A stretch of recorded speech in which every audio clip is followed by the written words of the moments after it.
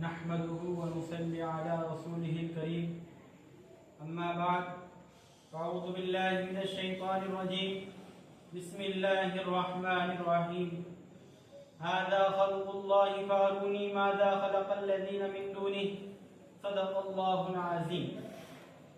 جناب صدر، معزز سامعین اکرام، ایک سوال قرآن پاک اٹھاتا ہے اور انداز بہت خوبصورت ہے.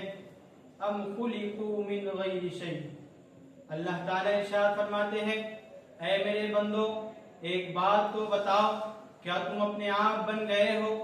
یہ سوال قرآن پاک نے اٹھایا ہے اور ہمیں اس کا جواب بھی قرآن ہی سے ملا.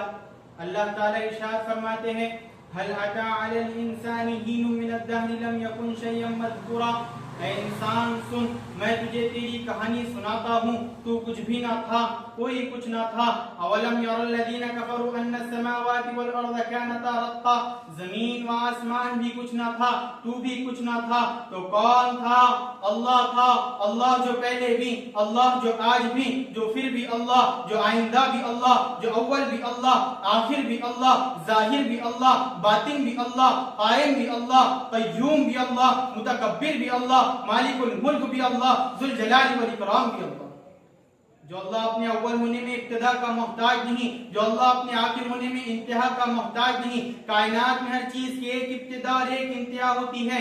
اس کائنات میں ایک اللہ ہے جس کی ابتدا کوئی نہیں، انتہا کوئی نہیں. وہ موجود ہے لیکن جگہ میں سماتا نہیں، وہ موجود ہے لیکن سمت سے پاک ہے، وہ موجود ہے لیکن جسم سے پاک ہے، وہ موجود ہے لیکن بیوی بچوں کا محتاج نہیں، انسانوں کا محتاج نہیں، کائنات کا محتاج نہیں، جبرائیل و میکائیل کا محتاج نہیں، اسرائیل و اسرافیل کا محتاج نہیں، عرش و فرش اس کی ضرورت نہیں، لوح محفوظ اس کی ضرورت نہیں.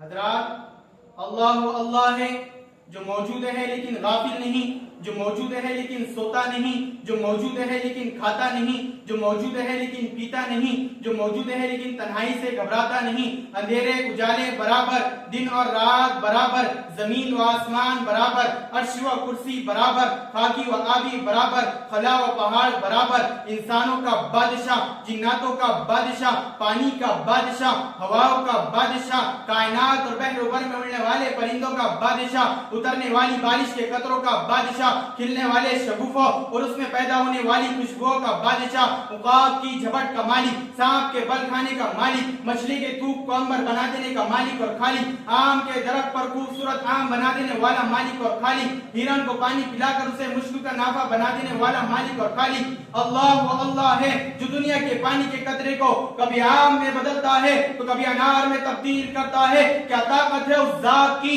کیا عظمت والا وہ شہنشاہ ہے کہ لکڑی کڑوی، پتے کڑوے، چھوٹی چھوٹی ڈالی اور شاخوں پر انار کو لٹکا دیا. اس کا چھلکا کڑوا، اس کے اوپر سارا کڑوا، لیکن جب اس کو چیرا تو اندر ایک جہان نظر آیا. دانوں کو دیکھا تو موتی جیسے چمکتے نظر آئے. وہ کون ذات ہے جو ان دانوں کو گھڑ گھڑ کر بناتا اور سفیدی اور سرخی دے کر ایک پردے میں لپیٹ کر دانا دانا جدا کر کے کہتا ہے، بول میرے بندے، کون ہے خالق، کون ہے مالک؟ ھذا خلق اللہ فارونی ماذا خلق الذین من دونی. یہ ہے تمہارے رب کی کائنات، یہ ہے تمہارے رب کا کارخانہ. بتاؤ تمہارے رب کے سوا کوئی اور بھی ہے جو یہ سب کر کے دکھا دے؟ وہ اللہ ہے. اس اللہ نے فرمایا، آسمان میں نے بنایا، والسماء بنیناها بأید وإنا لموسعون.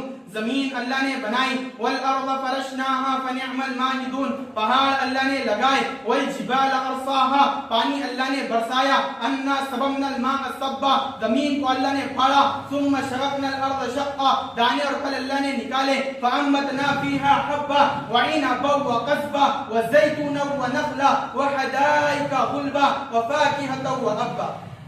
محترم حضرات، کوئی ہے ایسا آقا تو لا کر دکھا دے، کوئی ہے ایسا خالق تو لا کر دکھا دے. ہم پوری دنیا کے مسلمانوں سے یہ بات کہہ رہے ہیں کہ اللہ سے صلح کر لو، اللہ سے صلح کر لو. ایسا مشفق، ایسا کریم، ایسا رحیم رب کہیں سے نہ پاؤں گے اور نہ ملیں گا. دعا فرمائے کہ اللہ ہم کو اس کی کامل معرفت نصیب فرمائے. وآخر دعوانا الحمدللہ.